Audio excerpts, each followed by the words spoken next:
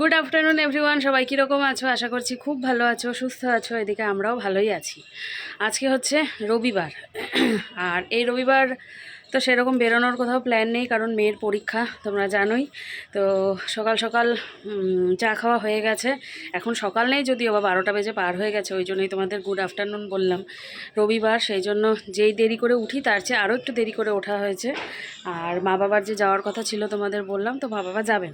তো বাবা বাজারে গিয়েছিল, এনেছে হচ্ছে ইলিশ মাছ মা বাবার জন্যে। আর আমি দেবলীনা গতকাল রাতেই বলে রেখেছিল, দাদু আমাদের জন্য মাটন আনবা না। তো ওর বাবা গেল এখন চিকেন আনতে। তো চিকেন রান্না করব ওই বারান্দায় টুকটুক করে বসে বসে। তো অনেক দিন পরে, এর আগে লাস্ট কবে যে হয়েছিল মনে পড়ছে না, অনেক দিন হয়ে গেল। যাই হোক, তো আজকে আবার আনতে গেল। তো আমি কাটাকুটিগুলো করব, পেঁয়াজ রসুনগুলো কেটে নেব। আর হয়েছে কি বলো তো, ছাদে তো চলে এসেছি। ওই দেখো, দুটো নাইটি মেলে তো দিয়েছি, কিন্তু আমার যে মেশিন ভর্তি জামা কাপড় আমি ভুলেই গেছি। কালকে মেশিন চালিয়েছিলাম, তো এখন মনে পড়লো যে মেশিনেও তো কাপড় রয়েছে, এই দুটো মেলতে মেলতে। তো সেগুলোকে আবার এনে দিতে হবে, ঝটপট করে দৌড়াদৌড়ি করে করতে হবে। বেলা অনেকটাই হয়ে গেল, আর হচ্ছে ঝটপট রান্নাবান্না করে খেতে তো দিতে হবে। ওর বাবা এনে দিয়ে যাবে বাইকের কাগজ বানাতে, তারপর যাবে স্যালনে। প্রচুর হেডে গেছে আজকে, দৌড়াদৌড়ি আর কি। তো চলো, এখন আর কথা বলি না, কাজকর্মগুলো শুরু করে নিই। তোমরা সাথে থাকো, পাশে থাকো, ব্লগটা দেখতে থাকো। যারা নতুন আছো সাবস্ক্রাইব করে দেখো, লাইক করে দেখো। চলো আমি আমার কাজ শুরু করি। এসে সবজি কাটতে বসেছিলাম, আর ওই দেখো লাউ পাতা শাকটা ভিজিয়ে রেখেছি, পেঁয়াজ রসুন সমস্ত ছুলে নিচ্ছিলাম আর কি। আর এদিকে ওর বাবাও যাচ্ছিল কিছু কাজে। আর প্রথমে তো ওই একবার গেলাম ছাদে দুটো নাইটি দিতে, পরে আবার ওই যে এক বালতি নিয়ে যাচ্ছি। এগুলো জামা কাপড় সব মেশিনেই ছিল। তো ওর বাবাকে জিজ্ঞাসা করছিলাম যে কখন আসবে, কি খবর, তো বলতে বলতেই নেমে যাচ্ছিল। আবারও ছাদে আসলাম, তো ভাবলাম তোমাদের সাথে একটু কথা বলে নিই। যেগুলো ছিল মেশিনের, সেগুলো সমস্ত কিছু মেলে দিলাম। যদিও এখন রোদ যেতে বসেছে, কিন্তু কিছু করার নেই। আজকে রোদ বেশিক্ষণ থাকবে না, বোঝাই যাচ্ছে। তো যাই হোক, আধা কাটা হয়েছে আমার সবজি তরকারি। মা করবে শাকটা ভিজিয়েছি, কুচিয়ে দেব। আর হচ্ছে আমার মাংসের জন্যে, ওর বাবা মাংস নিয়ে চলে এসেছে। মাংসের জন্যে আধা পেঁয়াজ আধা রসুন কাটা হয়েছে, পেঁয়াজ দু ফালটা করে জলের মধ্যে দিয়ে রেখেছি, কোচানো হয়নি। মা হচ্ছে বটি নিয়ে গেল ইয়েতে, কি নিচে মাছ কাটবে বলে। তো ওই বটিটায় না ধার, অন্য বটি আছে কিন্তু ওই বটিটা ধার, কাটতে বেশ মজা লাগে। তো সেই জন্যে ভাবলাম যে তাহলে সময় নষ্ট না করে কাপড় চোপড়গুলো মেলে দিয়ে আসি। আর কি বলবো, মেয়ে বসেছে পড়তে, ওর বাবা বেরিয়ে গেল। তো চলো টুকটুক করে কাজকর্মগুলো করতে থাকি, যেদিকে করব সেদিকেই আগাবে। মাংসতে হাত দিতে পারবো না, কারণ মাংসতে হাত দিলে আবার ওই শাশুড়ি মায়ের সবজি কাটাকুটি করা যাবে না, সেই জন্যে। তো সেগুলো আগে, কাটাকুটির ব্যবস্থাগুলো আগে করি, তারপর মাংসতে হাত দেবো। মাংস এনে বারান্দায় রেখে দিয়েছে, এই যে। আর ওর বাবা বললো যে এই নিচে যে ম্যাটটা দেওয়া হয়েছে, গ্রাস ম্যাটটা, এই ম্যাটটার উপরে এটাকে রান্না বসিয়ে রান্না করতে না, তাহলে প্রবলেম হতে পারে। কারণ নিচে একটা ফ্যান ঘোরে তো ইন্ডাকশানের নিচে, তো সেই জন্য এটাকে রান্না করার সময় সরিয়ে নিতে বললো সে তুমি মোছার পরে বা রান্নার পরে রাখো, অসুবিধা নাই, কিন্তু এটার উপরে রেখে রান্না করো না। বললাম ঠিক আছে, করবো না। ওই দিককার সমস্ত কাজ কমপ্লিট না হলে এদিকে তো মাংসের মধ্যে হাত দেবো না। তো কাজ কমপ্লিট করে একটুখানি খেয়ে নিলাম, আর এই যে ইলিশ মাছের লেজা ভাজা দিয়ে। তারপরে দেখো বসে পড়লাম আমি মাংস রান্না করতে। মাংসটা ধুয়ে নিয়ে চলে এসেছি। আর আলু দেখতে পাচ্ছ একটু বেশিই আছে, কারণ ওই আলুটা একটু বেশিই খাওয়া হয় ওই কারণে। আর যদি একটুখানি থেকে যায়, তো মেয়ে খেতে ভালোবাসে একটু বাসি যদি থাকে আর কি, আলু দিয়ে গরম ভাত দিয়ে। তো এদিকে ফোড়নে দিলাম শুকনো লঙ্কা, তেজপাতা, দুটো এলাচ, আর হচ্ছে গোটা জিরে দিয়ে নিয়ে এবারে ওই যে মাংসটা মাখিয়ে রেখেছিলাম। তো তোমরা হয়তো মায়ের ভ্লগে দেখো, মাও এমনি করেই করে অনেক সময়। তো আমিও মায়ের মতো করারই চেষ্টা করি আর কি। চিকেনটা তো খুব একটা রান্না করা হয় না, তো ওই একেবারেই নয়তো কি বলো তো, মানে বিভিন্ন ধরনের ডিজাইন করতে গেলে অনেক বাসন লাগবে। আর এই বারান্দাটা তো মানে খুব একটা বড় নয়, ছোটই তো, বেশি বাসনপত্র সব কিছু নিলে আর কি খুব অসুবিধে হবে। সেই জন্য যত কম বাসনে করা যায় আর কি সেটাই চেষ্টা করেছি। আর ওই জন্য একবারে মেখে মুখে বসিয়ে দিয়েছি। আর ইন্ডাকশানে দেখবে এক হাতে কিন্তু নাড়াচাড়া করা ভীষণ অসুবিধে হয়ে যায়, মানে খুন্তি নাড়াচাড়া করা আর কি সরে যায় কড়াইটা। সেই জন্য আর রিস্ক নিলাম না বাবা। বারান্দার চিপার মধ্যে বসে আছি, মাংসটা ঢেকে দিলাম। আর যে একটা দুটো বাসন ছিল দৌড়ে গিয়ে মেজে রেখে আসলাম। রান্নার এই আশেপাশে বাসন একদম ভালো লাগে না, সেই জন্য মেজে রেখে আসলাম। আর কথা হচ্ছে অনেকটা বেলা হয়ে গেছে, ওইদিকে করে এসে বা কাটাকুটি তারপর এদিকে শুরু করলাম, অনেকটা বেলা হয়ে গেছে। মেয়ে বলছে মা তাড়াতাড়ি করো, সকাল থেকে পড়ছে। তো আমি মাঝে একটুখানি ভাত খেয়ে নিলাম, মেয়ে তো খায়নি, ওই পাউরুটি দিয়ে আর মিষ্টি দিয়ে, মিষ্টির রস দিয়ে খেয়েছিল। তো এই হচ্ছে কথা। ওর বাবা সেলুনে গেছে, এখনও আসেনি, আসবে, স্নান করবে। মাংসটা তো সবে বসালাম, মানে 2:30 বাজে, টাইম লাগবে। তো দেখি কতক্ষণে হয়। ওই সেদ্ধ না করলেও হবে না, তাই না বলো? তাড়াহুড়ো করলে কি হবে? তো চলো, আর যেগুলো পরিষ্কার করার আছে মশলাপাতির কৌটো কৌটি সব ঢুকিয়ে দিই, দিয়ে রান্না করতে থাকি বসে বসে। চিকেন রান্না করলে মেয়েটা এত এক্সাইটেড থাকে, তবে আজকে ওর এক্সাইটমেন্ট একটুও ছিল না। কারণ ওই পরীক্ষার টেনশনে সারাটা দিন মেয়েটা বই খাতা নিয়েই বসেছিল, সারাটা দিনই পড়েছে আর কি। আসলে ফিজিক্স সাবজেক্টটাকেও একটু ভয়ই পায় বলতে পারো, সেই জন্যে ওই ফিজিক্স নিয়েই লেগেছিল আর কি। তো বারবার ঢাকাটা খুলে একটু নাড়াচাড়া করে দিচ্ছিলাম। আর এই দেখো কষাও হয়ে গেছে। তো আমি ইন্ডাকশানটা একটু কমিয়ে রেখেছিলাম, তো সেই জন্য মনে হচ্ছে যেন গ্যাস বন্ধ করা, মানে আগুনটা বন্ধ করা। তো মেয়ে চলে এসেছিলো, এই টাইমে আমি ওকে ডাকলাম যে আয়, তোকে এক টুকরো কষা মাংস দিয়েও খেতে ভালোবাসে, সেই জন্যে। তারপর ডাকার পরে আসলো, এসে দিলাম। তো ওকে দেওয়ার পরেই এই যে জল দিয়েছিলাম, আর গরম জল দিইনি, ঠান্ডা জলই দিয়েছি, কারণ এখানে গরম জল করার মতো অপশানও ছিল না, সেই জন্যে। গরম জল দিলেও হয়, তবে যাই হোক ওই ঠান্ডা জলই দিয়ে একটুখানি ওই ওই ইন্ডাকশানটা বাড়িয়ে দিয়েছিলাম, দিয়ে ঢেকে দিয়েছিলাম।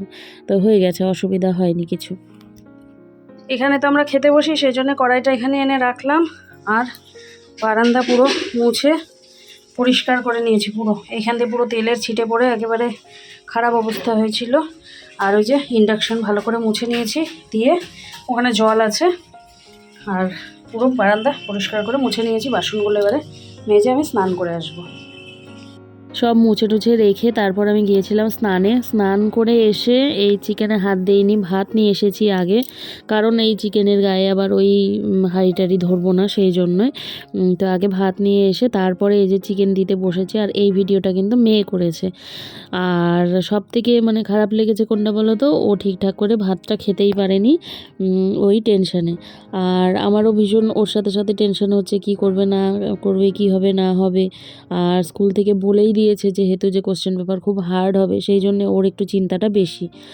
মানে এক হয় যে ওই সাধারণভাবে পাশ করে গেলাম, আর এক হয় একটুখানি ভালো মার্কস করার। তো ওর চিন্তাটা ভালো মার্কস করারই, পাশ ফেলের চিন্তা করে না, কিন্তু একটু ভালো মার্কস করার চিন্তা করে আর কি। তো সেই জন্য মেয়েটা ঠিকঠাক খেতেও পারেনি।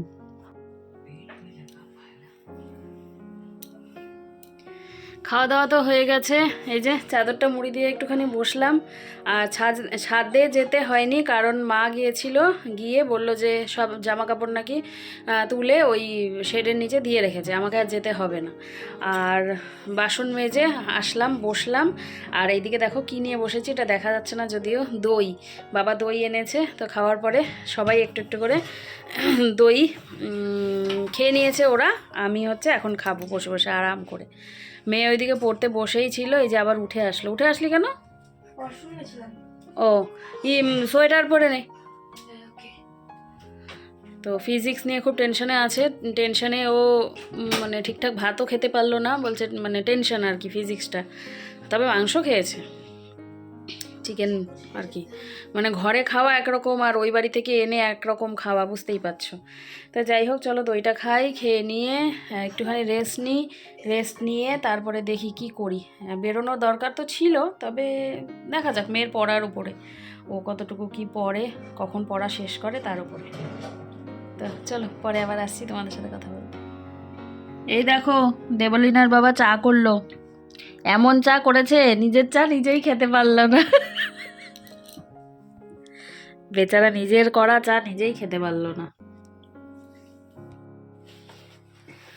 গুড ইভিনিং, ঘড়িতে বাজছে 9:07, আর এখন একটুখানি তৈরি হয়ে নিলাম। মেয়ে তো পড়ছেই, মেয়ে বেরোচ্ছে না, আমি আর ওর বাবা একটু বেরোচ্ছি, ওই একটু টুকিটাকি কেনার আছে, তো দেখি ওই দিকটা যাই কি না, আর একটুখানি যাব মুগ্ধর সাথে দেখা করে আসবো। তো চলো বেরিয়ে যাই, চশমা নিয়েছি, ওর বাবা তৈরি হচ্ছে। আর মেয়েকে নিয়ে যাব না অবশ্যই, দাদু ঠাম্মি আছে, ও পড়ছে, পড়ুক, সারাটা দিনই পড়ছে। আর আমরা যাওয়ার পরে যদি একটু ফাঁকিবাজি করেও অসুবিধা নাই, ওর পড়াও বুঝেই পড়ছে। তো চলো ঘুরে আসি, টিপ পড়িনি আজকে। একটুখানি ঘুরে এসেই তারপরে এই যে রুটি করে নিয়েছিলাম, আর ওর বাবাকে দুটো রুটির সাথে একটু ভাত দিয়েছি। আর মেয়ে হচ্ছে রুটি খাবে তো বলেছিল, কিন্তু দুটো রুটি দেওয়াতে ও একটাই খেতে পেরেছে, তাও খুব কষ্ট করে, দুটো রুটি খেতে পারেনি, ওর রুটিটা ওর বাবাকেই দিয়ে দিয়েছে। আর এদিকে এই যে আবারও পড়তে বসেছে। আর আমরা যখন বেরিয়েছিলাম ও কিন্তু ফাঁকিবাজি একটুও করেনি, মানে চিন্তা পড়ে গেছিলো আর কি। তোমাদেরকে টাইমটা দেখার জন্য আমি নিলাম, 1:17 বাজছে। তো বলছে যে মা তুমি মোবাইলটা নিয়ে নিলে কেন এইভাবে? তো আমি ওকে বলছিলাম যে টাইম দেখাচ্ছিলাম বাবা। তো এই সময় আমাদের এই যে 1:17, তো বলছে আমাকে বলো, আমি ভালো করে তাহলে দেখাচ্ছি। রাত বাজছে 1:17, আমাদের খাওয়া দাওয়া হয়ে গেছে। তো ও একা একা পড়াশোনা করছে, তো আমি কি করে গিয়ে মানে ওই ঘরে বসে থাকি, তো ওর পাশেই বসেছিলাম। তো ওর পাশে বসে আবার কথা বলবো না, সেই জন্যে তোমাদেরকে অ্যাকচুয়ালি গুড নাইট করতেই এসেছিলাম। তারপরে ভাবলাম যে না, কথা বললে ওর মানে অসুবিধে হতে পারে। আর ওই ঘরে ওর বাবা টিভি দেখছিল, মাঝের দরজাটা বন্ধই করা ছিল। তো এই যে মানে ক্যামেরাটা অন করেই আমি আর কি তাকিয়েছিলাম, তো ওর মতো ও পড়াশোনা করছিল। এই সময়টা না আমার নিজের কথা মনে পড়ছিল। আমি যখন মাধ্যমিক দিয়েছিলাম তখন আমার মাও কিন্তু রাত জেগে জেগে আমার পাশে বসে থাকতো জানো। মানে রাত্রি 2টো অবধি পড়তাম, আর 3টের সময় মানে 2টো থেকে 3টে 4টের সময়, মানে 4টের সময় আবার উঠে পড়তাম আর কি, উঠে নিয়ে আবার পড়তাম। তো মাও আমার সাথে কিন্তু জেগে জেগে থাকতো জানো তো।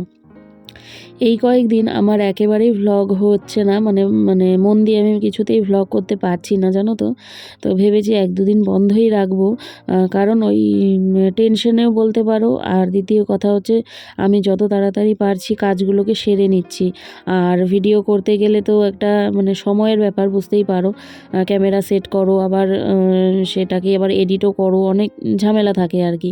তো সেই জন্যে ভেবেছি যে 1-2 দিন আমি বন্ধই দেবো। তো পারছি না আমি সেইভাবে ব্লগ করতে। তো এই দেখো এখন তুলে রাখছি, এখন ওই প্রায় 2টো মতো বাজে। তো আমি বললাম যে রাখ বাবা, সকালবেলা নয় একটুখানি চোখ বুলিয়ে নিস, হয়ে যাবে। আর আমি হচ্ছে ওই যে হেডফোনটা নিয়ে বসেছিলাম, এডিট করছিলাম। আর এই জিনিসটা দেখো, মেয়ে সেদিন যে অর্ডার দিয়েছিল ক্রিমগুলো, তো তার সাথে দিয়েছে হেয়ার ব্যান্ড টাইপের আর কি, মানে এই ব্যান্ড লাগিয়ে আর কি তারপরে ক্রিম ইউজ করার জন্যে। দুটো কোণা টাঙানোই ছিল, আর বাকি মশারি টাঙিয়ে দিয়ে চলে আসলাম এই ঘরে। ওর বাবাও কিন্তু বসে আছে, দেখো 2টো বাজে, রাত 2টো। আর এদিকে যে মশারি দিয়ে গেছিলাম যে টাঙাও বলে, তো ওর বাবা টিভি দেখছে, যেহেতু আমরাও জেগে আছি সেই জন্যে আর কি। তো যাই হোক, গুড মর্নিং জানাই তোমাদের। 8 তারিখ, সকাল 8:16 বাজছে। মেয়েকে স্কুলের জন্য তৈরি করছিলাম, ওকে একটুখানি ভাত করে দিয়েছি, গরম ভাত খেয়ে গেছে।